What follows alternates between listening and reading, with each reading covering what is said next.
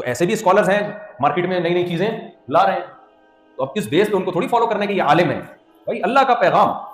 ہاں اللہ کے رسول اپنی طرف سے کچھ نہیں کہتے, وہاں تو قرآن نے گارنٹی لے لی, ان ہوا الا وحی یوحا, اللہ نے کہہ دیا کہ ان کی زبان مبارک سے جو کچھ نکلے گا اس کا ذمہ دار کون ہے؟ میں ہوں, اللہ کہتا ہے میری زبان سے جو کچھ نکلے گا اس کا ذمہ دار اللہ نہیں ہے.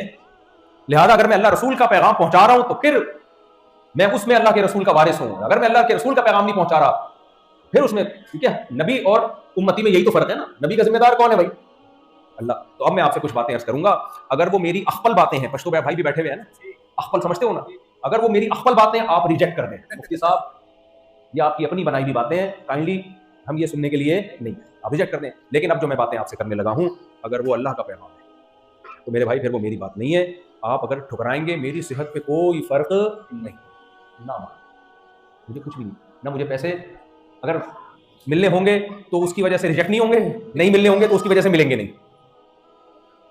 لوگ پتہ ہے مولویوں کی باتوں کو آج کل یہ لے رہے ہیں کہ یہ مولویوں کی باتیں, آتا ہے یہ مولویوں کی باتیں. بھائی صاحب مولویوں کی باتیں نہیں ہیں, وہ اللہ رسول کا پیغام ہے جو مولوی آپ تک پہنچا کے جا رہا ہے. نہیں عمل کرو گے اللہ پکڑے گا, مولانا تھوڑی پکڑے گا, اللہ پوچھے گا.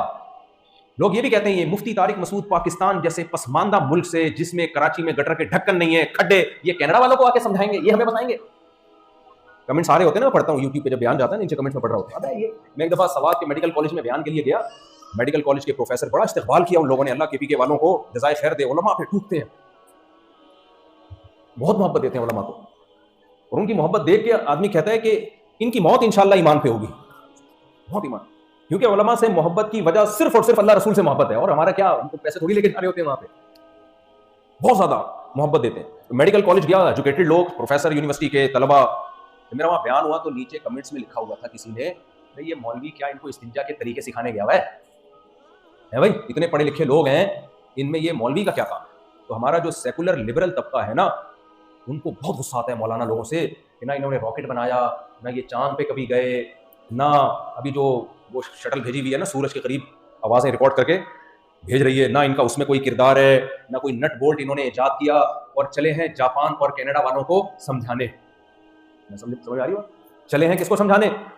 جاپان اور کینیڈا. جاپان گئے ہوئے ہیں سمجھانے کے لیے, جاپان بھی گیا تھا نا, اور میڈیکل کالج میں گئے ہوئے پڑھے لکھے لوگوں کو. تو کسی نے طنز کیا ہوتا ہے, ابے کیا استنجا کے طریقے سکھا رہے ہو؟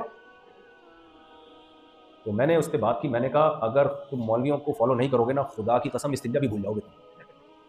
کچھ نہیں, ہم اگر استنجا بھی سکھا کے چلے جائیں نا, اس پہ بھی اللہ کا بولو شکر ادا کرو. ہم استنجا بھی نہیں کرو گے زندگی بھر. زیادہ ڈیپ میں نہیں جاتا.